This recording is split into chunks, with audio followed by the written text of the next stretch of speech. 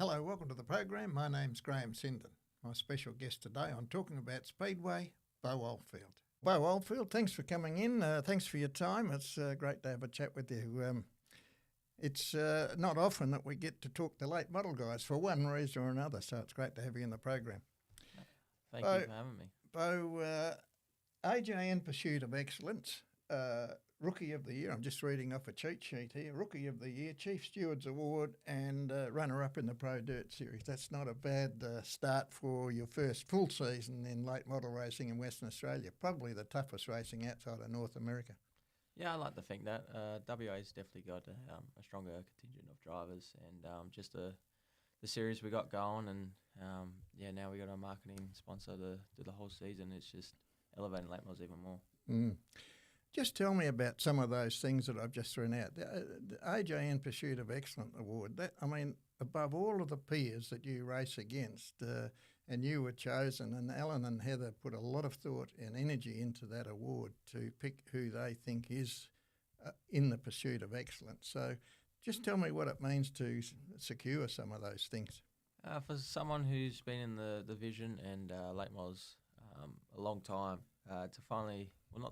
just to be recognised by someone like that, it speaks levels about how well you're doing. And I'm really grateful that I've been given this opportunity to race late models and getting shown, being able to show people out there that there's someone new coming through. Mm-hmm. And now, Rookie of the Year again.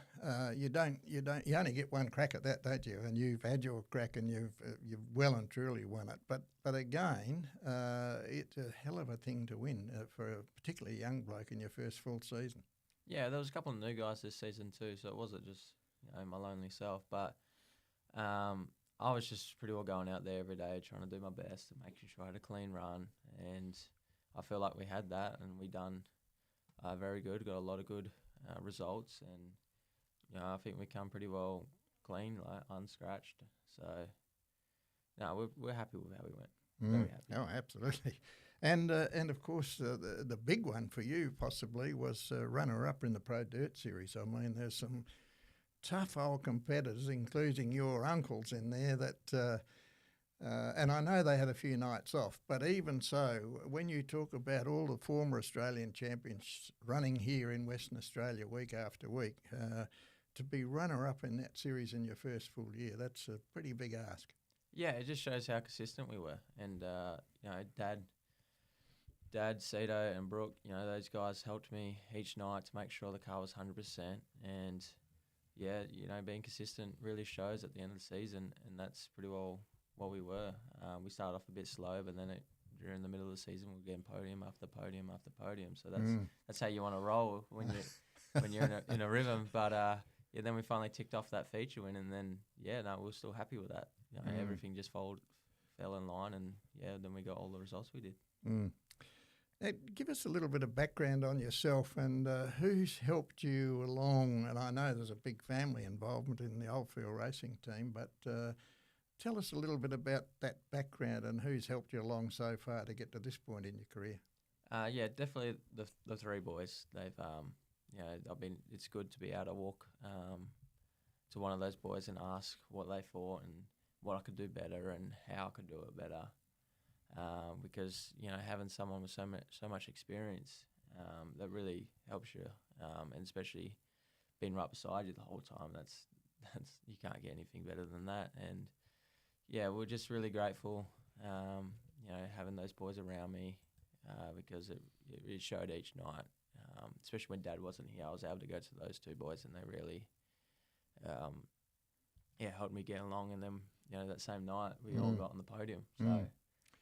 Well, talking about people helping you along, there's a pretty good picture there of a couple of strong supporters of yours. It's a big involvement, as I say, isn't it? Yeah. Mum and Dad, Dad stepped away last year, and Mum, they just put everything they could into my season last year, and made sure I was always, happy and did whatever I could to do well. And I'm really grateful for that, because it made a season for what it was. Now, there were a couple of times when Dad was able to get another car and jump on the racetrack, and you actually raced him. Tell me what that was like, racing against Dad. It was the best feeling. And yeah, I started a bit further back than I would have liked, and then I caught up to him, raced him, and pulled away. And it was really fun and cool. And we, it's not every day or opportunity that people get to do that, and yeah, it was really fun. It sucked when you crash his car, and then you're on the front straight standing there, and you watch him drive by, and you're like, oh no, this isn't going to be good. Yeah. I said to Jason, your dad, one time early when you started to get into the car, I said, boy, oh boy, this young bloke, he's better than you already. And Jason didn't agree with me, of course. He doesn't talk to me much these days, but he knows I'm only jesting. But you really do and have set the world alight in late model racing and put a chicken amongst the roosters, so to speak. So well done on that. And I understand, and we'll get to it in a moment, but I understand you'll have more opportunity to race against Dad in this coming season. Yeah, I got a really good opportunity coming, and I'm incredibly grateful for it. And it's going to be good to have, majority of the nights we'll have 3, but it'll be good to have 4.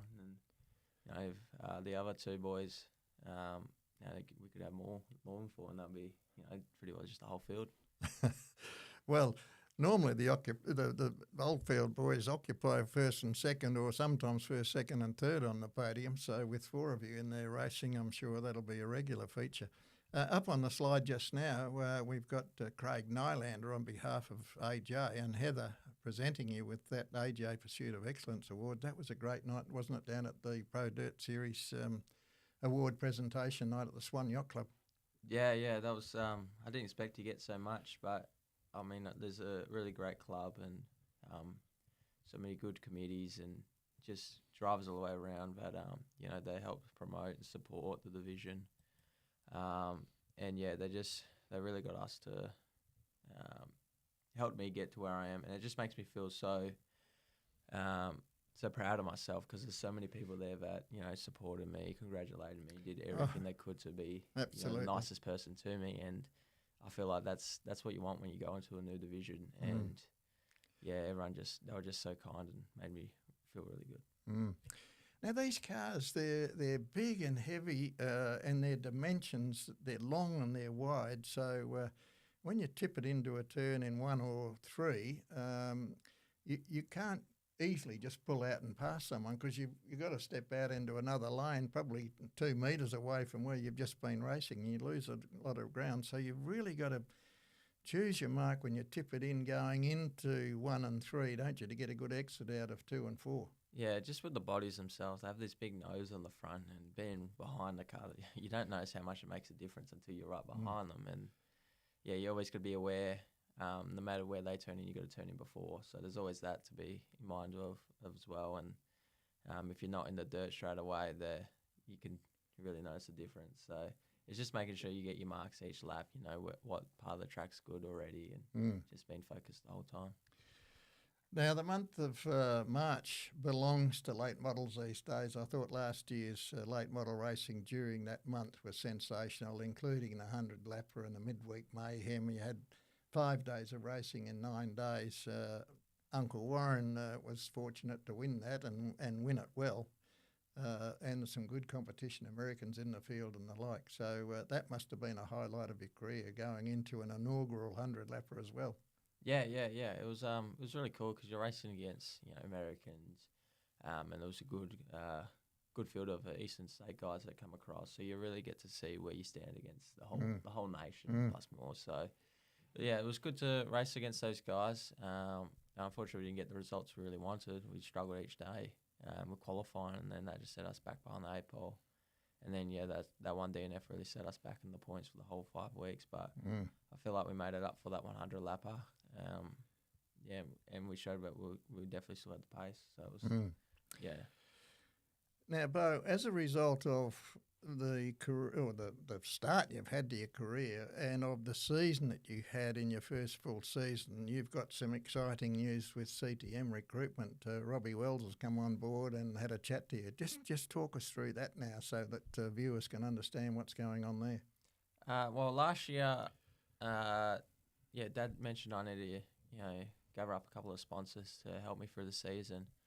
And I decided to head off to, well, I messaged Rob Wells from CTM Recruitment to see if he'd be interested and send him my proposal and everything. And he responded back saying he'd be more than grateful to help me. And, that led to helping me out for the whole season. And then I went over to his to hand him back some goodies, saying a thank you and whatever. And I just said to him, like, I need to step up my game next year. Dad wants to hop back in the car, and I'm kind of left stranded here. And you've got a car that sits here and it looks good and it goes fast. So let's put a driver in and see if it goes well. And he pretty well said he loved that idea straight away. And then from there, he's really stepped it up a notch and making sure we can go the whole way. And he wants to do one better. Well, look, CTM Recruitment, you don't get any better sponsors than Robbie Wells and Reese and that organisation. Great businessman, great business, and to get the support of CTM Recruitment, I mean, they already sponsor late model racing in Western Australia to a big degree, but to have that sort of support for next season. Just tell us a little bit about the car that you'll be running for them. So it's a Masterbuilt, which is...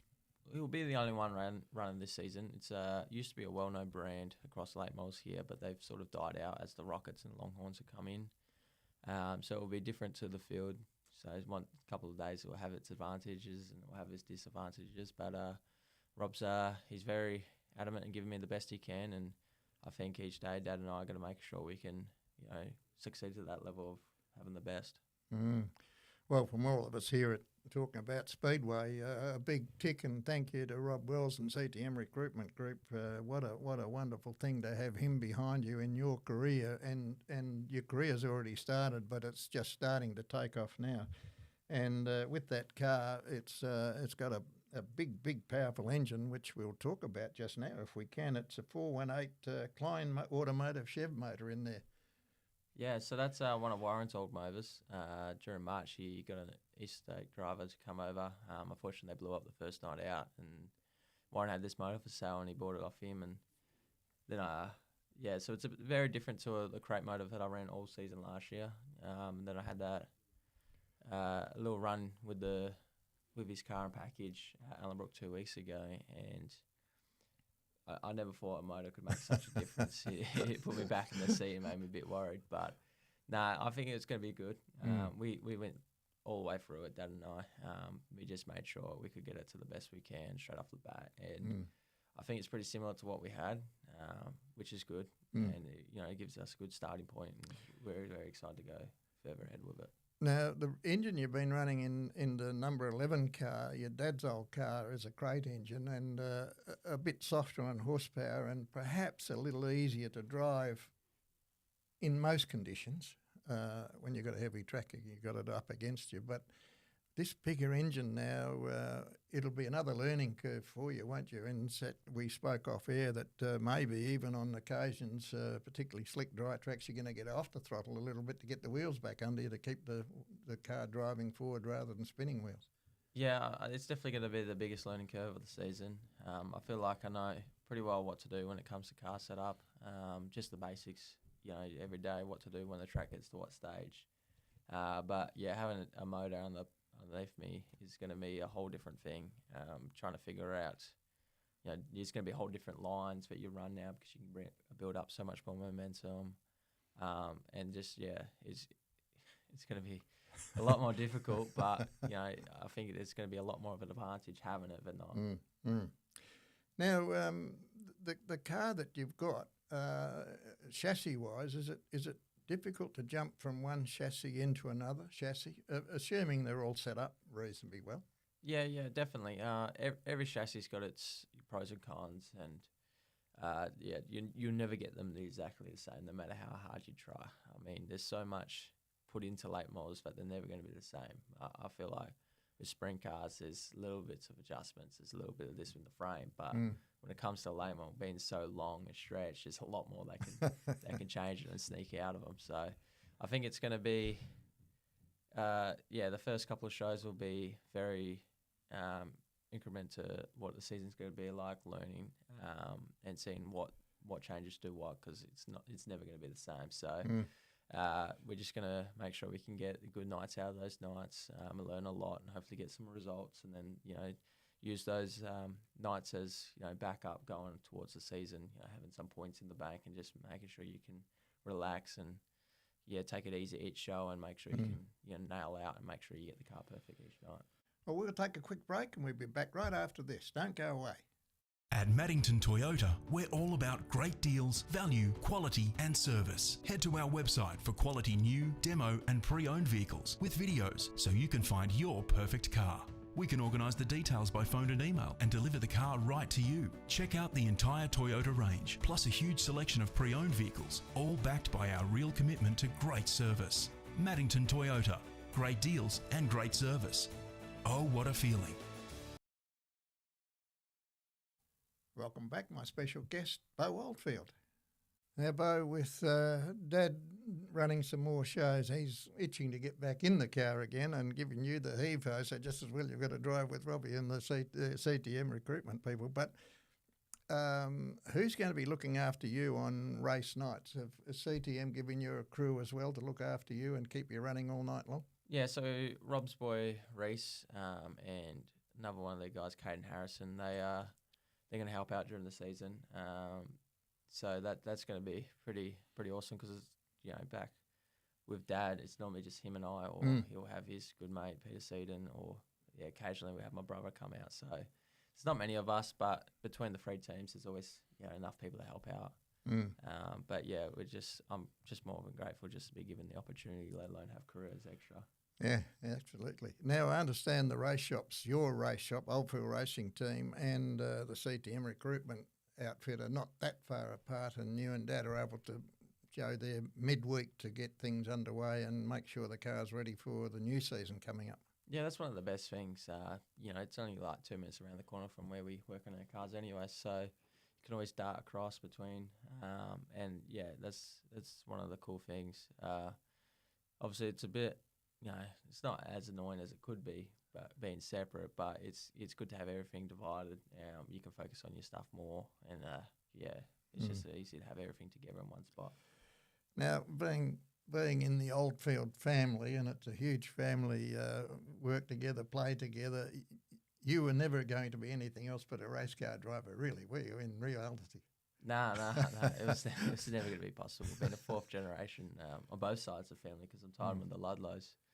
But I don't think it would have mattered anyway. This is where I want to be. And what sort of racing? Just give us a little bit of a thumbnail on the racing you did prior to jumping into Dad's late model. So I did junior sedans. That was the first 6 years out of my career. Started when I was 11. And I got a lot of good results. Dad put in a lot of effort making sure we had a good car each day. And, we won a lot of blue ribbons. We won a state title. We got second in the national title that we could have won. So, that really got me into the groove of knowing how to drive, how to get a handle of a car. From there, had a couple of shows during the winter, development series, late models, and I think that was the best thing to get me to where I am. I did, I'm going to say 10 shows in that, and for 3 seasons. So having that knowledge, and being at those days, those boys aren't racing, so you're able to go bounce off ideas off them and telling them, how to drive a late model, because there's so much to a late model that is very knowledgeable, like stuff you have to know. So just it took me one whole meeting to learn about I needed to use more throttle. It took me the next whole meeting to know I needed to use more brakes. Like it was just it's a full head case, and made me struggle with the whole just the mindset of it. It made no sense. But went to the next meeting, I actually figured it out and got going well, and then it could just be more setup wise so I could learn. Bo, that's the whole thing with late models. I still can't get my head wrapped around them. I mean, when you think about using more throttle and getting into the car and getting the car up so that the rear axle turns in your favour and keeps you off the fence and keeps the car going straighter. there's nothing about them that's ordinary, is there? It's all, the geometry is just all over the shop, and to set them up and get the best out of them is a big job, isn't it? Yeah, absolutely. I think it takes And to drive them. So, yeah, it takes a big brain to figure one out, but I think everyone agrees with me. You just don't look at it. You just don't think about it. You just do what you know. It's good. But yeah, that's why it's always good to have feedback from the guys in the US and Masterbuilt, Geraldine and Tate. They've been awesome to have that support and feedback from, bouncing ideas off them. What should be this? What should be that? So just having those guys support my race as well, because they're very excited about this opportunity as well, having one of their cars out on the track. So I think it's going to be good, and we're all excited for it. All right. So moving forward to 26-27 late model season, you've got a big program ahead of you, and we'll talk about some sponsorship for that series and what it will be this year in a moment. But your own expectations jumping into the CTM Recruitment car and having that backing and sponsorship, but another little bit of a learning curve to go. Where are you in your mind now about this next season coming up? I think just to be consistent each night, aim for top 5s to start, even if it's top 10s. We've got a very good field of late models, and all the cars are relatively new. So if you can get a top 10 each night, you're really pushing for a good showing in the season. But if you get anything more than that, then you're on the right path and you're going to be good every night. And a lot of expectation on your shoulders now from people like me, Con Mygrove, for argument's sake. We love you. A big fan base building up, rookie of the season and runner-up last season in the Pro Dirt Series. I mean, a lot of expectation on your shoulders now going into this new season. Yeah, it'd probably look worse if I start doing bad now. But no, we're all excited, and I definitely think this can go a lot further than last year did, and it's a great opportunity. There's not many people in late models that have a car owner, let alone a guy that just wants to do everything they can for you. And the best part about this is not only is he giving me a car, but I feel like I've been able to gain a couple of friends out of this, and that's the best relationship you can get. Well, again, getting back to Robbie Wells at CTM, I mean, he's no mug, is he? I mean, apart from building up a lovely, huge business and very successful business, I mean, he's been around Speedway for a long time. He's driven sprint cars, so he knows what's required to win races and have a good setup, doesn't he? Yeah, and that's it's good having someone that's obviously been into Speedway and knows all the good and the bad about it, and he's not afraid. Like, he knows if things go bad, but it's not the end of the world. Like, it's sometimes it's meant to happen. But yeah, he's not afraid if things go bad or things go south every now and then, or it starts as they do in Speedway. Yeah, if it starts costing a lot lately, but he's adamant that he's going to do whatever he can to make sure I got the best car each night, and that's Great what you stuff. want as a driver.